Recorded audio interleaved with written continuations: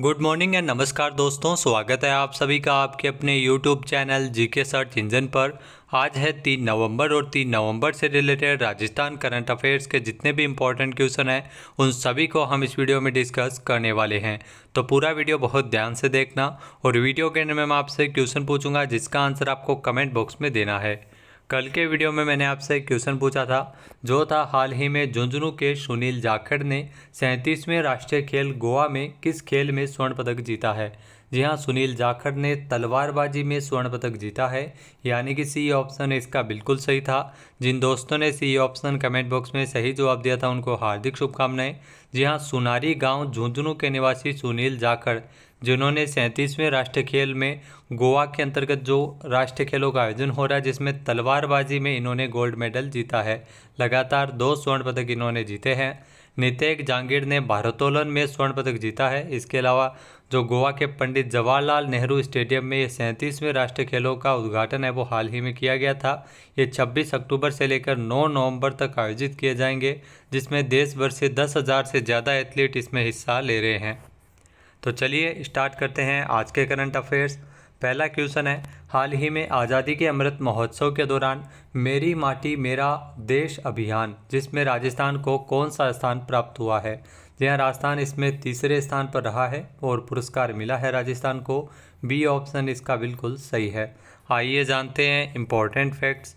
जी हाँ, 31 अक्टूबर को राजस्थान ने आज़ादी के अमृत महोत्सव के दौरान मेरी माटी मेरा देश अभियान में सर्वश्रेष्ठ प्रदर्शन करने वाले राज्यों की श्रेणी में तीसरा स्थान हासिल करते हुए अमृत अवार्ड प्राप्त किया है। तीसरा पुरस्कार जो संयुक्त रूप से राजस्थान और हरियाणा राज्य को दिया गया था। यह पुरस्कार राजस्थान की मुख्य सचिव उषा शर्मा ने ग्रहण किया था।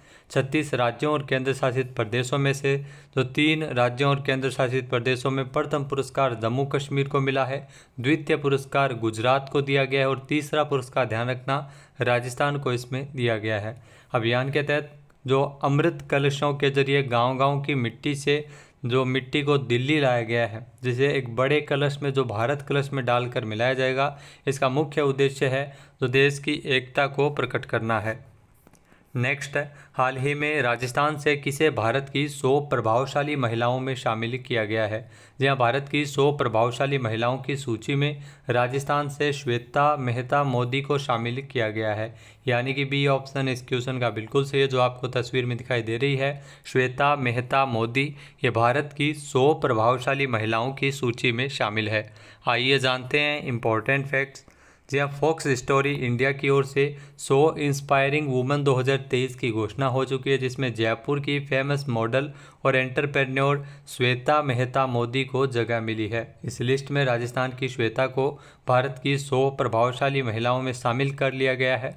श्वेता है वो मिसेज इंडिया का खिताब भी अपने नाम कर चुकी है।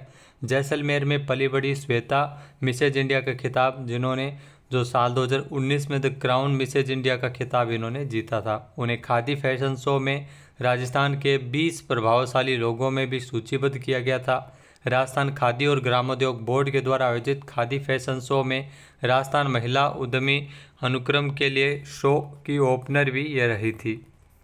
नेक्स्ट है, राजस्थान संस्कृत अकादमी के तत्वावधान में वेद संरक्षण योजना के अंतर्गत अथर्ववेद और सामवेद की जो संपूर्ण संहिता की सर्वे दृश्य प्रस्तुति जो रिकॉर्डिंग का लोकार्पण किसने किया था। जी हाँ, बी.डी. कल्ला जो कला एवं संस्कृति मंत्री है जिसके द्वारा ये लोकार्पण किया गया था, यानी कि ए ऑप्शन इसका बिल्कुल सही है। आइए जानते हैं इम्पोर्टेंट फैक्ट्स। जी हाँ, राजस्थान संस्कृत अकादमी के तत्वावधान में वेद संरक्षण योजना के अंतर्गत जो अकादमी के द्वारा अथर्ववेद एवं सामवेद की संपूर्ण संहिता की सर्वदृश्य प्रस्तुति जो रिकॉर्डिंग है जिसका लोकार्पण जो कला एवं साहित्य मंत्री डॉक्टर बी.डी. कल्ला के द्वारा उनके राजकीय आवास पर किया गया था। इसका जो मुख्य उद्देश्य था वेदों में निहित जन कल्याण की भावना को जन जन तक पहुंचाना है और वेद पाठ की लुप्त होती स्वर पाठ परंपरा को भी संरक्षित करना है। अगला क्वेश्चन है, हाल ही में राजस्थान ग्रीन हाइड्रोजन नीति के तहत साल 2030 तक कितने केटीपीए ऊर्जा उत्पादन का लक्ष्य रखा गया है। यहाँ वर्ष 2030 तक राजस्थान में अगर बात की जाए तो राजस्थान ग्रीन हाइड्रोजन नीति के तहत 2000 केटीपीए ऊर्जा उत्पादन का लक्ष्य रखा गया है, यानी कि ए ऑप्शन इसका बिल्कुल सही है। आइए जानते हैं इम्पोर्टेंट फैक्ट्स। जहाँ राजस्थान सरकार के द्वारा प्रदेश में स्वच्छ ऊर्जा उत्पादन भविष्य की ज़रूरतों को और जलवायु परिवर्तन को ध्यान में रखते हुए स्वच्छ ऊर्जा स्रोत की तलाश और निवेशकों को प्रोत्साहन करने के लिए राजस्थान ग्रीन हाइड्रोजन नीति 2023 का अनुमोदन किया गया था। राजस्थान ग्रीन हाइड्रोजन नीति के तहत साल 2030 तक 2000 केटीपीए ऊर्जा उत्पादन का लक्ष्य रखा गया है। निवेश के लिए इसमें प्रोत्साहन भी दिया जाएगा। नेक्स्ट क्वेश्चन है, हाल ही में राजस्थान की पहली हेरिटेज ट्रेन का पीएम मोदी के द्वारा वर्चुअल तरीके से शुभारंभ कब किया गया था? जी हाँ, 5 अक्टूबर को इस ट्रेन का वर्चुअल रूप से शुभारंभ पीएम मोदी ने किया था, यानी कि ए ऑप्शन इसका बिल्कुल सही है। आइए जानते हैं इम्पोर्टेंट फैक्ट्स। जी हाँ, राजस्थान की जो पहली हेरिटेज ट्रेन है जिसका 5 अक्टूबर को पीएम मोदी ने वर्चुअल रूप से शुभारंभ किया था। ये ट्रेन, ध्यान रखना, पाली जिले के मारवाड़ जंक्शन से कामली घाट के बीच चलेगी। कहाँ से कहाँ तक? पाली जिले के मारवाड़ जंक्शन से कामली घाट के बीच चलेगी। इस ट्रेन के माध्यम से जो यहाँ पर लोगों को राजस्थान का मिनी कश्मीर कहलाने वाले गोरम घाट और सबसे ऊंचाई से गिरने वाले भील बेरी झरना, जिसके सुंदर नज़ारे आपको दिखाई पड़ेंगे। 150 साल पुराने भाप के इंजन की तर्ज पर यह हेरिटेज लुक देकर इस ट्रेन को तैयार किया गया है। ये ट्रेन सप्ताह में 4 दिन चलेगी, जिसका जो किराया है वो 2000 रुपये होगा। और प्रदेश की जो पहली एकमात्र मीटर गेज पर ट्रैक पर दौड़ने वाली ट्रेन की सौगात भी पाली जिले को मिली थी। नेक्स्ट है, मुख्यमंत्री अशोक गहलोत ने जयपुर के गोविंद देव जी मंदिर के विभिन्न विकास कार्यों के लिए कितने करोड़ रुपए के वित्तीय प्रस्ताव को मंजूरी प्रदान की है? जी हाँ, राजस्थान के मुख्यमंत्री अशोक गहलोत द्वारा इसके लिए 20.3 करोड़ रुपए के वित्तीय प्रस्ताव को स्वीकृति प्रदान की गई थी। आइए जानते हैं इम्पोर्टेंट फैक्ट्स। जी हाँ, राजस्थान के मुख्यमंत्री अशोक गहलोत ने जयपुर में, ध्यान रखना, गोविंद देव जी का मंदिर है जिसके विकास कार्यों को लेकर 20.3 करोड़ रुपए के वित्तीय प्रस्ताव स्वीकृत हुए हैं। ये राशि पर्यटन विकास कोष के माध्यम से खर्च की जाएगी। सीएम अशोक गहलोत ने 100 करोड़ रुपए की लागत से गोविंद देव जी मंदिर परिसर में भव्य कॉरिडोर और अन्य विकास कार्य करवाए जाने की भी घोषणा की है।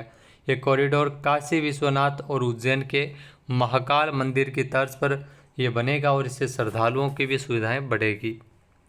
नेक्स्ट क्वेश्चन है, राजस्थान के किस जिले की प्रसिद्ध पेस्ट्री शेफ तेजस्वी चंदेला, जिन्होंने ला लिस्टे पेरिस द्वारा प्रतिष्ठित pastry talent of the year पुरस्कार है, वो जीता है?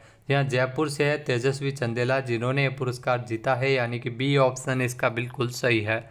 आइए जानते हैं इम्पोर्टेंट फैक्ट्स। जहाँ जयपुर जिले की जो पेस्ट्री शेफ तेजस्वी चंदेला, जिन्होंने ला लिस्टे पेरिस द्वारा प्रतिष्ठित pastry talent of the year पुरस्कार है, वो जीता है। ला लिस्टे जो हजारों पब्लिकेशन, गाइड बुक्स और लाखों ऑनलाइन रिव्यूज़ के आधार पर रेस्टोरेंट, पेस्ट्री शॉप्स और होटल को दुनिया के सर्वश्रेष्ठ रेस्टोरेंट और होटल का दर्जा है वो प्रदान करता है। जयपुर में स्थित जो डेजर्ट पेस्टेरियन कैफ़े ने शहर में जो पहली जो स्टैंड अलोन फ्रेंच पेटिसरी के रूप में गौरव हासिल किया। शेफ चंदेला की उल्लेखनीय उपलब्धियों ने उन्हें द पेस्ट्री और चॉकलेट विशेषज्ञता के ऐसे मुकाम पर पहुंचा दिया जिसे वे भारत की टॉप पेस्ट्री शेफ में से एक बन गई है। नेक्स्ट क्वेश्चन है, राजस्थान के मुख्यमंत्री अशोक गहलोत ने किस नवगठित जिले के चौरड़िया गांव में स्वर्गीय कल्याण सिंह राठौड़ की प्रतिमा का अनावरण किया गया था? जहाँ इस प्रतिमा का अनावरण फलोदी में किया गया था, यानी कि बी ऑप्शन इसका बिल्कुल सही है। आइए जानते हैं इम्पोर्टेंट फैक्ट्स। जहाँ राजस्थान के मुख्यमंत्री अशोक गहलोत ने जो नवसर्जित फलोदी जिले के चौरड़िया गांव में स्वर्गीय कल्याण सिंह राठौड़ की प्रतिमा का अनावरण किया था। यहाँ 37 साल तक शेरगढ़ के प्रधान और 15 साल तक उप जिला प्रमुख रहे। इस अवसर पर सीएम अशोक गहलोत ने कई महत्वपूर्ण घोषणाएं की थी, जिसमें चौरड़िया उप स्वास्थ्य केंद्र अब प्राथमिक स्वास्थ्य केंद्र में क्रमोन्नत हो गया है और इसका जो नामकरण स्वर्गीय श्री कल्याण सिंह के नाम पर रखा गया है। इसके अलावा अगर बात की जाए तो सेंखाला कन्या महाविद्यालय अब गोगा जी के नाम से जाना जाएगा। सेतरावा में राव देवराज जी का पेनोरमा भी सरकार के द्वारा बनाए जाने की घोषणा हुई है। नेक्स्ट क्वेश्चन है, फीफा पुरुष विश्व कप 2034 की मेज़बानी कौन सा देश कर रहा है? तो ये ध्यान रखना, फीफा पुरुष विश्व कप 2000 जो फीफा पुरुष विश्व कप 2034 है जिसकी मेज़बानी करेगा सऊदी अरब, यानी कि डी ऑप्शन इसका बिल्कुल सही है। आइए जानते हैं इम्पोर्टेंट फैक्ट्स। जो अंतर्राष्ट्रीय फुटबॉल महासंघ के अध्यक्ष जियानी इन्फेंटिनो ने पुष्टि की है कि गल्फ देश यानी सऊदी अरब है वो फीफा विश्व कप 2034 की मेज़बानी करेगा। इससे पहले ऑस्ट्रेलिया ने साल 2034 में फीफा पुरुष फुटबॉल विश्व कप की बोली से इनकार कर दिया था। फीफा विश्व कप 2026 का आयोजन मोरक्को अफ्रीका और 2030 का आयोजन ध्यान रखना पुर्तगाल और स्पेन यूरोप में इसका आयोजन किया जाएगा। नेक्स्ट है साल 2023 के लिए ब्रिटिश एकेडमी बुक प्राइज से किसे सम्मानित किया गया है। वर्ष 2023 के लिए ब्रिटिश एकेडमी बुक प्राइज से सम्मानित किया गया नंदिनी दास को, जो भारतीय मूल की है। सी ऑप्शन इसका बिल्कुल सही है। आइए जानते हैं इम्पोर्टेंट फैक्ट्स।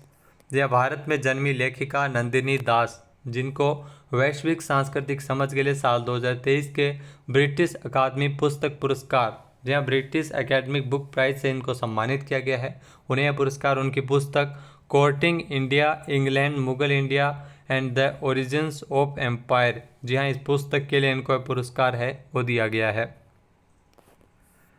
अब बात करते हैं आज के हमारे क्विज के, जिसका आंसर आपको कमेंट बॉक्स में देना है। तो आज का क्विज है, हाल ही में राजस्थान हाईकोर्ट में 3 नए जजों के आने के बाद में अब राजस्थान हाईकोर्ट में जजों की कुल संख्या कितनी हो गई है। एक बार फिर से सुनिएगा, राजस्थान हाईकोर्ट में 3 नए जजों के आने के बाद में राजस्थान हाईकोर्ट में कुल नए जजों की संख्या अब कुल कितनी हो गई है। इसका सही आंसर आपको कमेंट बॉक्स में देना है। और अगर ये वीडियो आपको पसंद आए तो इसे लाइक और शेयर करना बिल्कुल ना भूलिएगा। चैनल पर नए हैं, सब्सक्राइब नहीं किया है तो अभी सब्सक्राइब बटन पर क्लिक करें। इस वीडियो की जो PDF फाइल है वो आप वीडियो के डिस्क्रिप्शन बॉक्स से डाउनलोड कर सकते हैं और इस क्वेश्चन का आंसर आप वोट करके भी कर सकते हैं। वीडियो देखने के लिए धन्यवाद। जय हिंद, जय भारत, जय राजस्थान।